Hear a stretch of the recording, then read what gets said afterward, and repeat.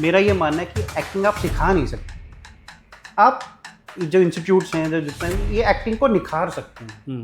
बहुत ही कम web series हैं जिनके 2-3 सीजन आते और हैं। मतलब मुझे लगता है कि ये जो सीजन्स भी एक्सटेंड करते हैं, मुझे अब ये लगता है कि वो सिर्फ फाइनेंस की वजह से करते हैं भाई। अब कि मतलब अगर मेरी वजह से फंबल हो गया या मेरी वजह से रीटेक हो गया तो भाई सबका ब्लेम मुझ पे ही आएगा।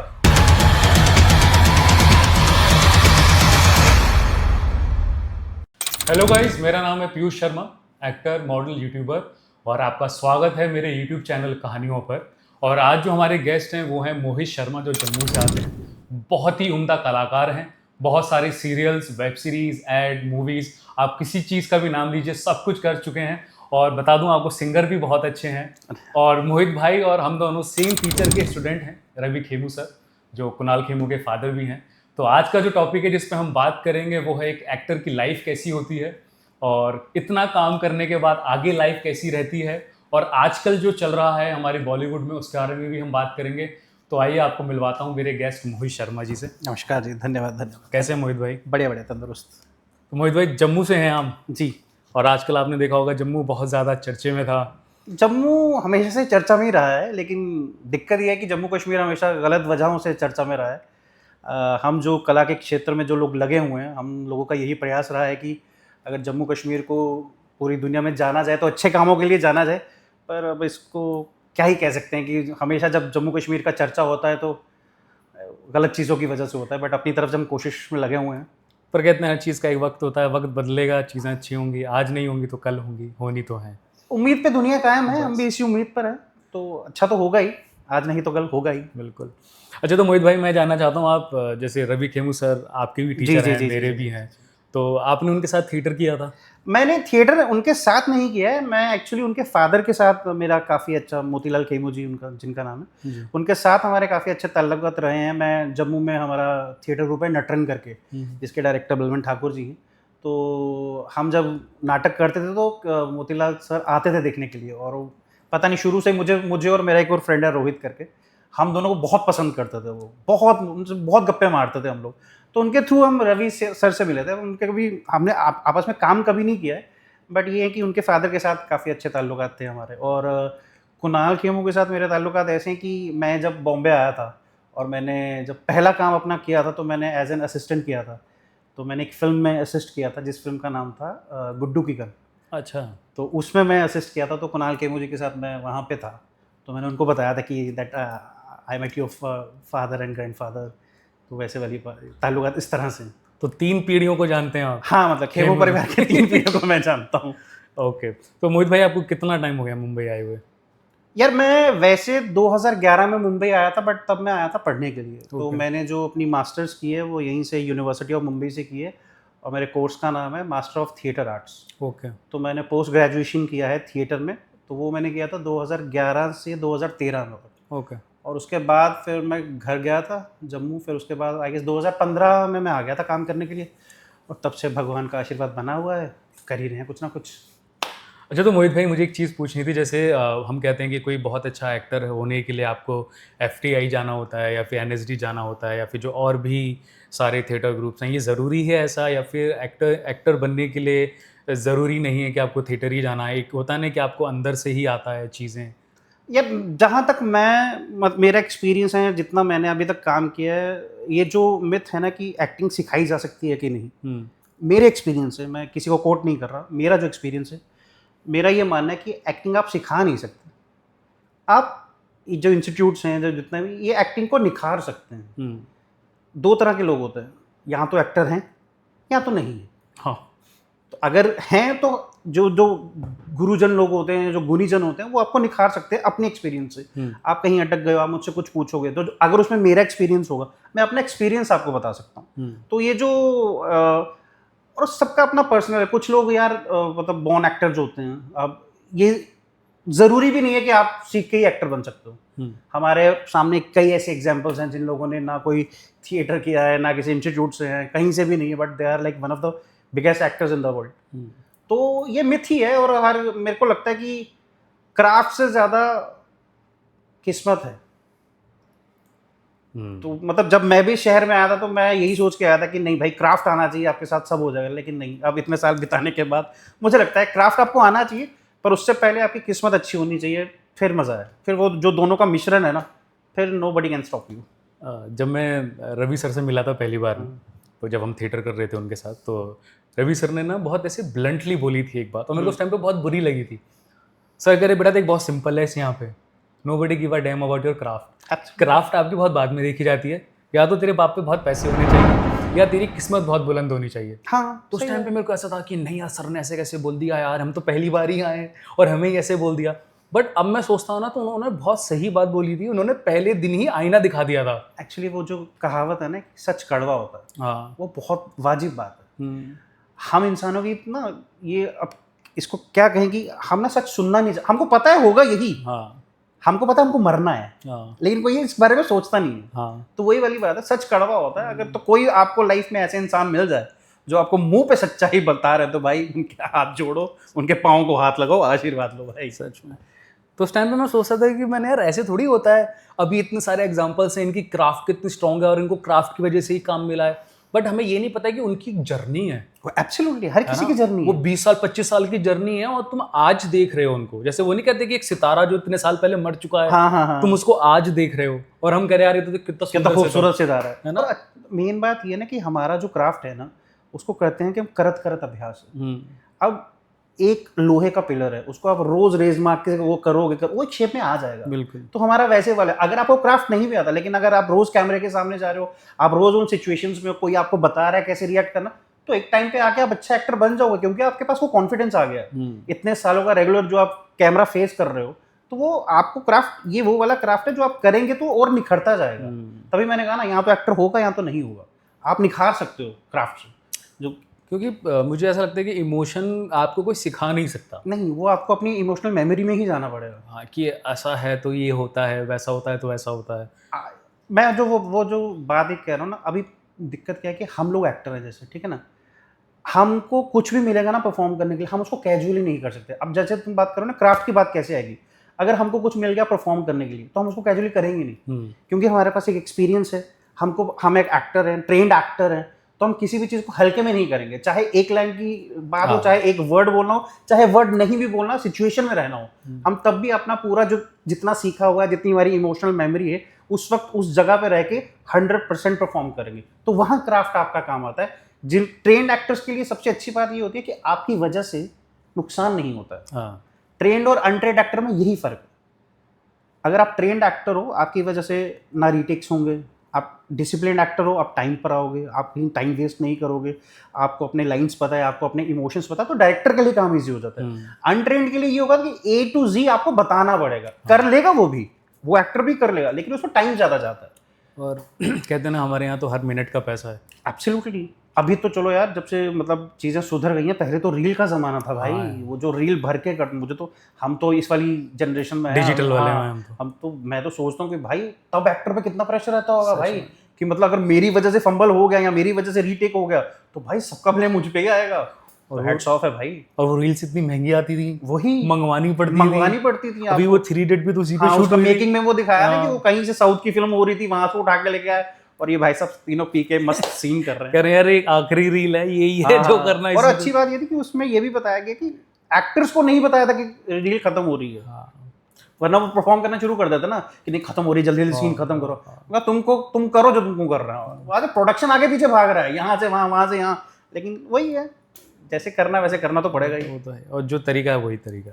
अच्छा मोहित भाई, एक चीज़ और बताइए, आजकल आपने इतने सारे सीरियल भी किए हैं और आप काफ़ी टाइम से सीरियल भी कर रहे हैं, वेब सीरीज़ भी कर रहे हैं। आजकल आप देख रहे होंगे कि एक तो ये बहुत वेब सीरीज़ का ज़माना आ गया है, हाँ, है ना। उसके बाद अभी एक नई चीज़ चिरांद आई जिसको हम कह रहे हैं वर्टिकल, जो कोरियन पूरा ड्रामा कर दिया है उन्होंने, उठा के सारी चीज़ें खड़ा कर दिया भाई, है ना। तो अब आपको क्या लगता है कि ऐसा क्या रीज़न है कि ये शोज़ जो चलते हैं 2-2 3-3 महीने में ही बंद हो जा रहे हैं, बड़ी बड़ी अच्छी स्टार कास्ट को लेके भी आ रहे हैं, फिर भी नहीं चल रहे हैं, बजट भी अच्छे हैं, सब कुछ अच्छा है, क्या रीज़न है, व्हाट यू थिंक कि नहीं चलने का? यार मेरे को सबसे बड़ा जो इशू लगता है ना, वो इशू ये लगता है कि एक तो पहली बात तो ये है कि पिछले 10-12 सालों में ना हमारी ऑडियंस जो है बहुत समझदार हो गई है।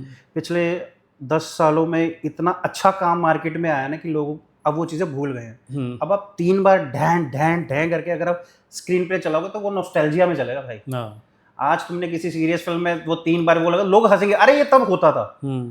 पंगा ये हो गया है कि ऑडियंस के पास ऑप्शंस इतनी है ना, ये जो मैंने कहा ना, ये खतरों के खिलाड़ी है भाई ये। इस पे बैठ के मैं एक चीज़ देख रहा हूँ, अब तुम देखो ना, ऑडियंस का स्पेंड टाइम कम हो गया ना।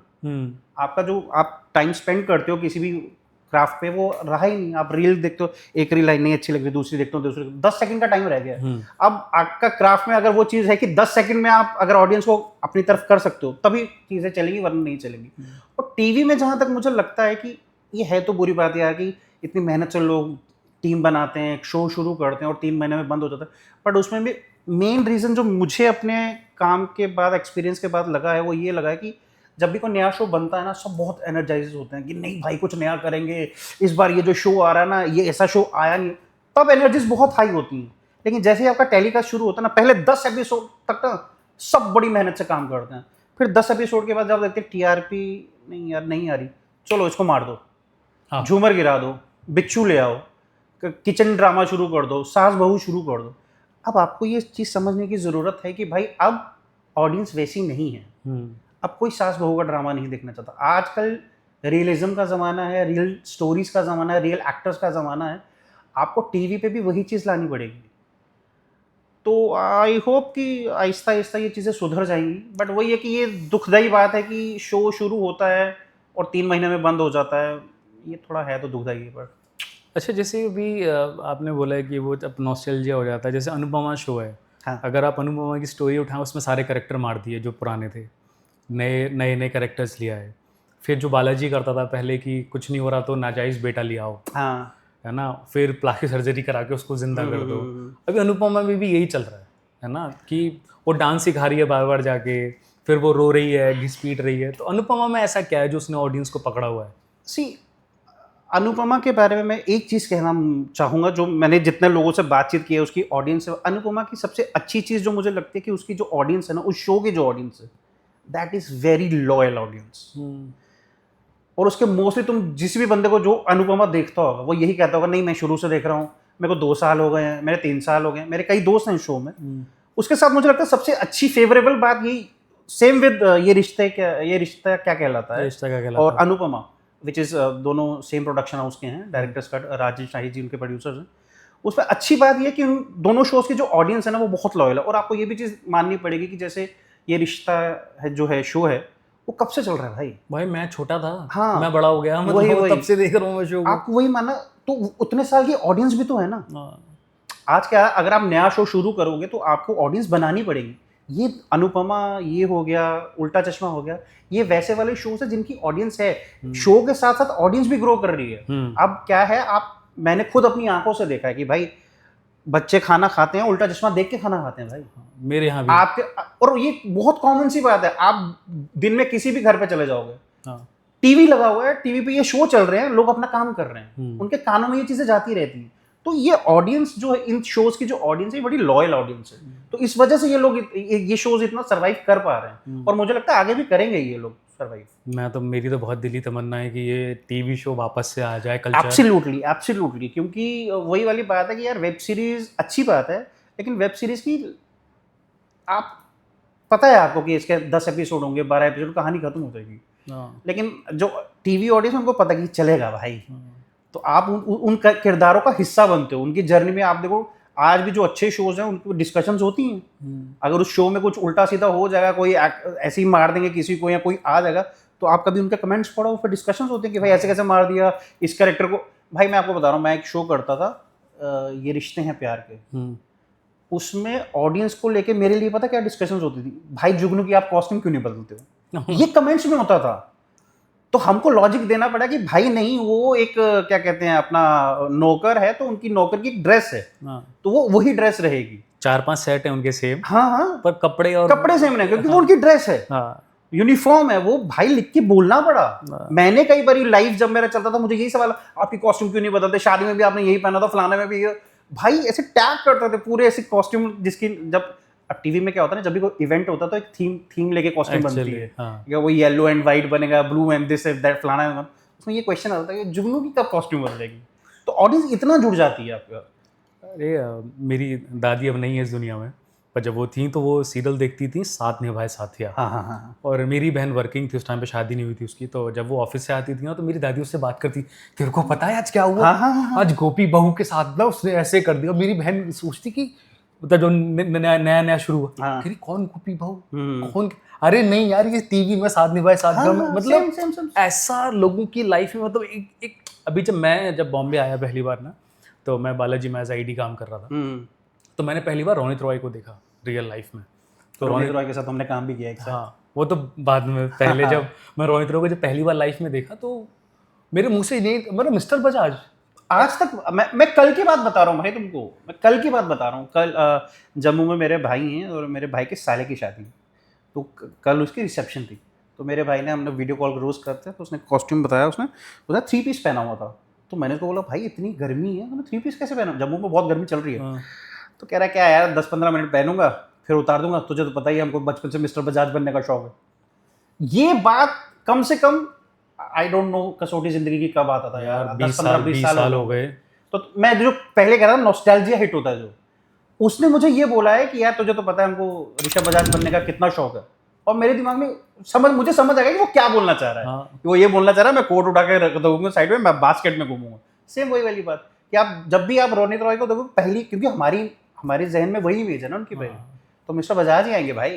वो सफ़ेद बाल, छोटे छोटे, 1000 करोड़ का मामला है, 500 करोड़ दे दो, ये दे दो, तो वो नॉस्टैल्जिया है भाई सारा। तो वही मैं चाहता हूँ यार वो वापस आ जाए, तो एक तो एक्टर्स के लिए भी बहुत अच्छा होता है बेचारे, अगर कोई हाँ, अच्छा करेक्टर मिल जाता है तो मंथली उनके पास भी अच्छे पैसे आ जाते हैं। और वेब सीरीज में क्या है, इतनी सी लाइफ है, और ज़रूरी नहीं है कि वो दोबारा आपको मिलेगा भी नहीं मिलेगा, क्योंकि सीजन 2 सीजन 3 बहुत ही कम वेब सीरीज हैं जिनके 2-3 सीजन आते और हैं। मतलब मुझे लगता है कि ये जो सीजन्स भी एक्सटेंड करते हैं, मुझे अब ये लगता है कि वो सिर्फ फाइनेंस की वजह से करते हैं भाई। अब पहले क्या होता था ना, पहले कहानी जाती थी आगे, अब इनको लगा पहला सीजन चल गया, बना लो दूसरा भी बना लो, और चैनल भी पैसे दे देता है, जब एक चल गया तो चैनल देगा ही पैसे, दूसरा भी बना लो, फिर उसमें जाके फिर अब तो 5-5 सीजन तक चीज़ें चल रही हैं। मैंने वो मिर्ज़ापुर देखी, वो मज़ा नहीं है। हाँ नहीं, सेक्रेड गेम देखी, उसमें एक डायलॉग था नवाजुद्दीन सिद्दीकी जी का कि लगता है कि अपुनिच भगवान है। हाँ। अगले सीजन में उसको जेल में डाला हुआ कुत्ते की तरह, वो पूछ नहीं रहा वो कहाँ से भगवान, मतलब सही बात है यार, सीजन 2 इंडिया में नहीं होता है।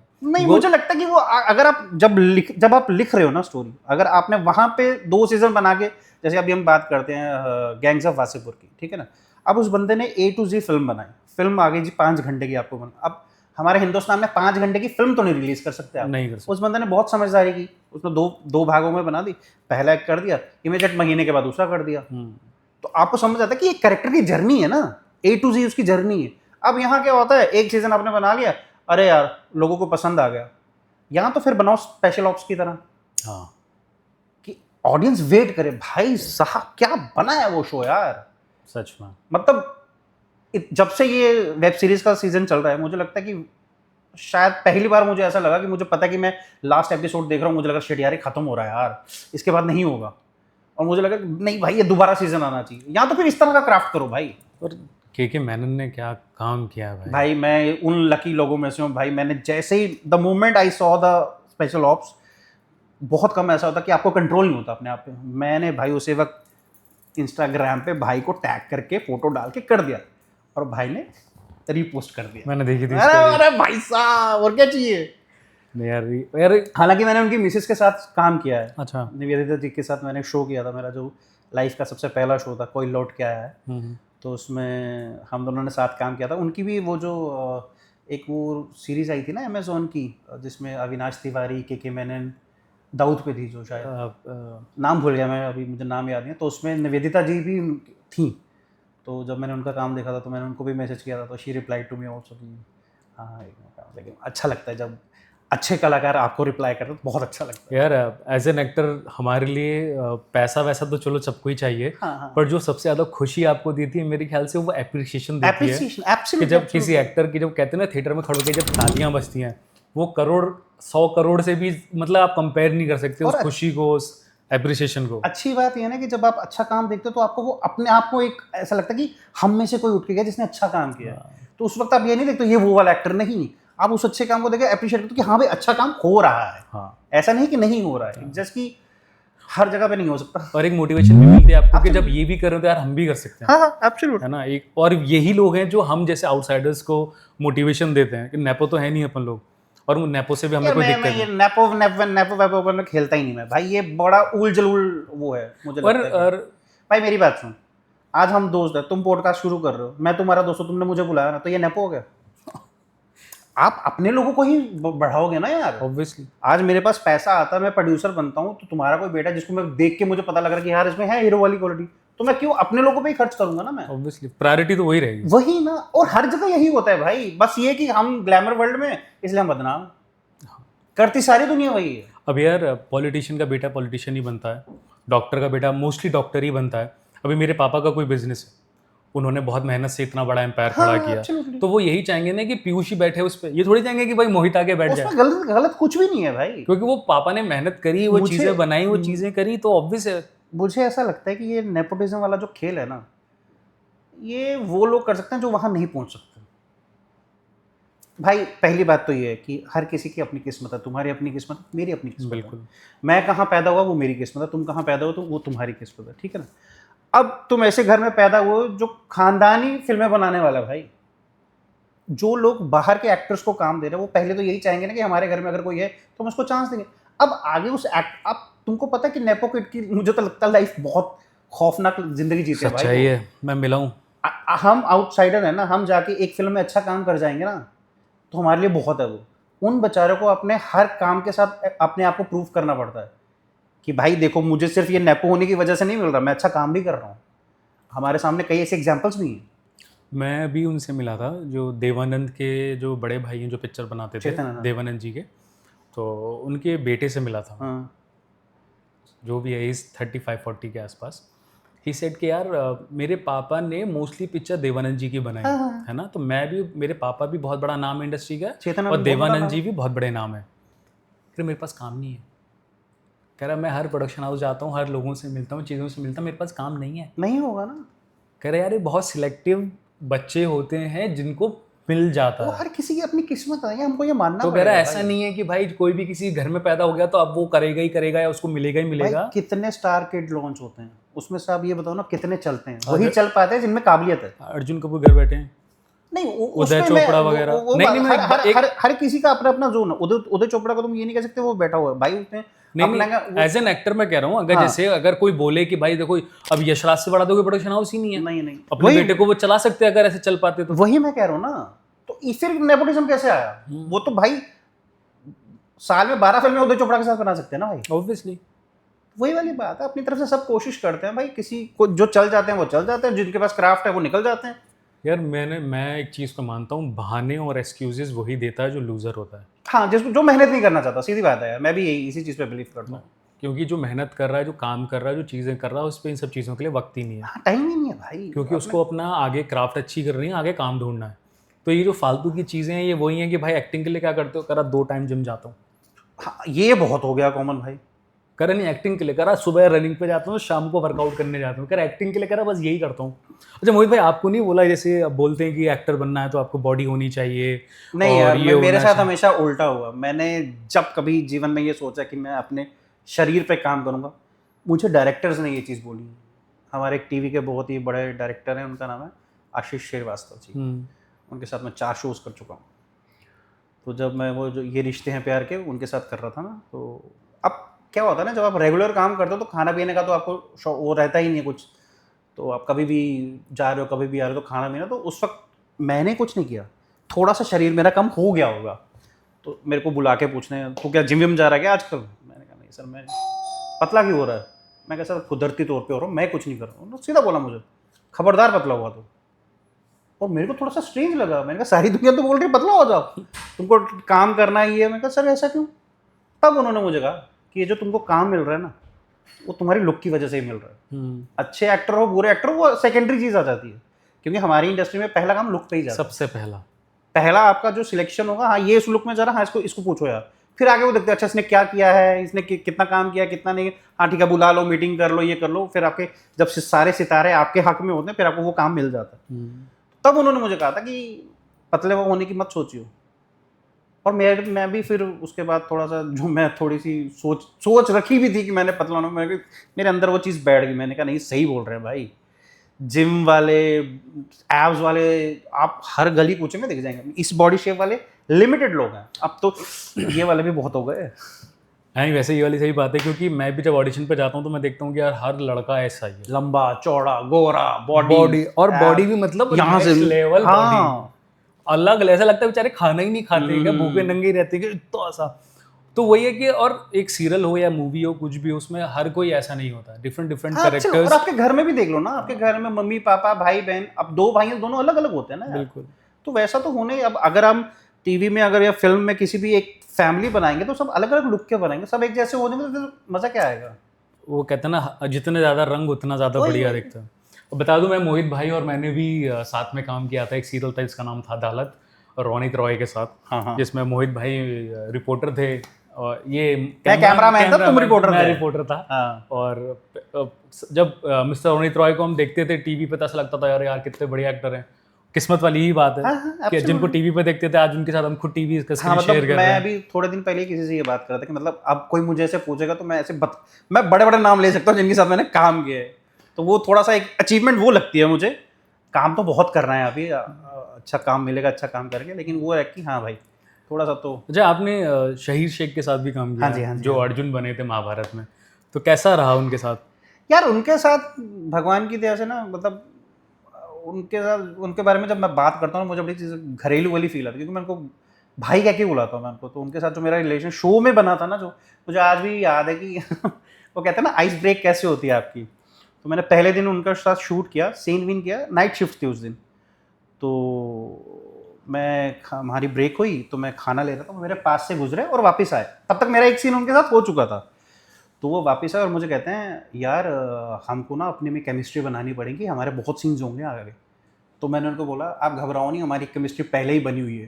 तो अरे ये क्या बात हुई भला? तो ऐसे उन्होंने मुझे एक्सप्रेशन दिया, मतलब मैंने कहा मैं जम्मू से हूँ, वो भी जम्मू से, मैं भी जम्मू से। तो मैंने जब उनको बोला ना, अरे अच्छा तुम जम्मू से हो, फिर हमारा जो भगवान की दया से उसके बाद जो हमारा बॉन्ड जो बना है ना, वो फिर हम जब मतलब सीन्स के बैठते थे, फिर हम जम्मू के खाने की बात करते थे, जम्मू के मौसम की बात करते थे, फिर उन जगहों की बात करते थे जहाँ मैं भी गया हूँ, वो भी गए हैं, जिस स्कूल में वो पढ़े हैं, ऐसे ऐसे करते हैं। फिर हमारी सीन्स जो हमारे आने लगे वो काफ़ी केमिस्ट्री वाले सीन्स आने लगे, कॉमेडी वाले आने लगे, इमोशनल आने लगे। इस तरह से अब उस शो को आई गेस बंद हुए कम से कम 4-5 साल हो गए होंगे, लेकिन आज भी सोशल मीडिया पे मुझे जुगनू कह के बुलाया जाता है। हम दोनों का हैशटैग बना था जुगवीर करके। उसके बाद से ये है कि उसके बाद से हमारा रिलेशन शायद शो के बाद से ज़्यादा स्ट्रांग हुआ है। उसके बाद जब भी हम मिलते हैं, और उनके साथ मेरे को मिलकर सबसे अच्छी बात ये लगती है कि जब मैं उनके साथ बैठता हूँ या बातें करता हूँ, हम लोग ज़िंदगी की बातें करते हैं। हम कभी काम की बातें नहीं करेंगे कि इसने क्या कर लिया, हमारी ऐसी बातें होती नहीं है भाई। हमारी फैमिली पे बात होती है, हमारी नेचर पे बात होती है, हमारी ज़िंदगी पे बात होती है, लाइफ कैसी होनी चाहिए, अच्छी लाइफ क्या होती है। और उनसे बहुत इंस्पिरेशन मिलती है भाई। मतलब जिस लेवल के वो एक्टर हैं और इतने ग्राउंडेड है ना भाई, उफ, मैंने नहीं देखा भाई इतने इस लेवल का एक एक्टर। मतलब अब कोई किस्सा आ रहा था, छोड़ो वो नहीं बता रहा। शहीर भाई और हम दोनों जिम पार्टनर थे, अच्छा, हम लोग यारी रोड में ही दोनों वर्कआउट करते थे। हाँ वो जो यारी रोड वाली जिम है, हाँ। तो फिर वहीं हमारी बातचीत हुई, तो फिर हमारी बात करते करते मैंने बोला क्या चल रहा है आजकल, क्या कर रहे हो? अरे कुछ नहीं यार, ये महाभारत कर रहा हूँ। प्रोड्यूसर ने बोला है कि 1 साल है, अभी प्रिपेयर करो अपने आप को, बॉडी हाँ, बॉडी उन्होंने बनाओ उसके लिए काफ़ी और बल आप किया उस था। पर करो। तो मैंने बोला सही है यार, क्या तो वो पर डे मिलना, मुझे कोई दिक्कत नहीं है, और is very chill that time no. फिर आज भी हमारी बात होती है कई बार। तो मैंने बोला यार शहीर भाई कुछ बताओ ना यार, क्या चल रहा है काम वाम का? भाई बिना बोले उस बंदे ने कभी मेरे को 10 नंबर दे दिए, मेरा नाम लेके बात कर ले, अभी मैसेज कर इनको, और क्या बोलते मुझे बताना। वही वही वही इज वेरी स्वीट। मुझे सबसे अच्छी उनकी एज एन एक्टर सबसे अच्छी बात कहना, he is a very secure actor. हाँ, वो मतलब वो ऐसे वाले में ना, अगर ऐसे कोई बात चली, एक काम करना तू ही बोल दीजिए, वो इस तरह के एक्टर। और जबकि मैं ऐसे एक्टरों के साथ भी रह चुका हूँ जो ऐसे सीन देख के कहते हैं कि इसको हटा दो ना, इसकी क्या जरूरत है, मेरा क्लोज लो। ऐसे भी एक्टर्स मैंने देखे, लेकिन he is very secure actor. या क्या कहते हैं ना, एक इंसान का नेचर होता है, वही वही वही वो आपकी स्क्रीन पे दिखता है। जैसे कई बार नहीं बोलते क्रिकेटर्स को खेलते हुए कि he showing his character, Mohammed Siraj की जैसे आजकल बात हो रही थी, तो वही बात होती है कि आपका ऑफ स्क्रीन करेक्टर कैसा है वही आपका ऑन स्क्रीन पे दिखता है, और लोगों को पता चल जाता है भाई, समझ आ जाता है कि यार अभी ना मैं एक मूवी कर रहा था लखनऊ में, तो मैं उसमें मेन गैंगस्टर प्ले कर रहा था, मेरे साथ 3-4 लड़के रहते हैं। तो एक लड़का था, वो बनारस में कोई थिएटर ग्रुप है शायद, होगा पता नहीं BHU समथिंग, पता नहीं कुछ जो भी वो बोलते तो हैं BHU तो यूनिवर्सिटी है, उसको। तो भारत फिर हिंदू यूनिवर्सिटी। एक और कुछ है तो वहाँ BNU शायद, BNA का होगा भाई, BNA, लखनऊ का BNA, भारतीय हिंदू नाट्य हाँ अकेडमी, हाँ वहाँ से। वहाँ का तो एक्टर। मैंने उसको ऐसे ही बोल दिया, मैंने यार तुम बहुत अच्छी एक्टिंग कर रहे हो यार, और ऐसी मेहनत करो और बॉम्बे वगैरह आओ, तुम काम वाम करना, तुम्हें अच्छा मिलेगा, you are a good actor. जिस दिन से मैंने उसको ये बोला ना, उस दिन से वो मेरी लाइन ही लेने लगा। अच्छा। मैं जा रहा हूँ तो मेरे सामने ही आ जाए। मैंने बोला यार मैंने ये थोड़ी बोल दिया था कि तू मुझे इतना ही अच्छा हो गया कि तू मेरी ही चीज़ें कर देगा, और उसको मुझे बार बार बोलना पड़ रहा है। मैंने यार मैं ले लूँ लाइन, हाँ। मैं दे दूँ अपना डायलॉग, मैंने थोड़ा इधर चलेगा। पता नहीं अजीब सा हो गया वो इंसान। और यार आपका एक कैरेक्टर है, वो आप उसी को प्ले करो ना, एब्सोल्युटली। और वो दिख रहा है ना कैमरे पे सबका, तो एक वो इनसिक्योर एक्टर होगा। वही मैं कह रहा हूँ। तो एक ये बहुत देखे हैं मैंने भी कि बहुत इनसिक्योर लोग हैं जो आपकी चीज़ों को काटेंगे, आपके लाइंस को और काटेंगे। मुझे ऐसा लगता है कि अच्छा एक्टर वही होगा जो सिक्योर एक्टर होगा। पहली सबसे बड़ी बात ही वही है, आप किसी का काट के आगे नहीं बढ़ सकते, नहीं दो बढ़ सकते। कदम ही चल पाओगे, फिर खुद ही गिर पड़ोगे। वही उस मोमेंट के लिए आप जीत जाओगे, लेकिन लॉन्ग रन में हार जाओगे।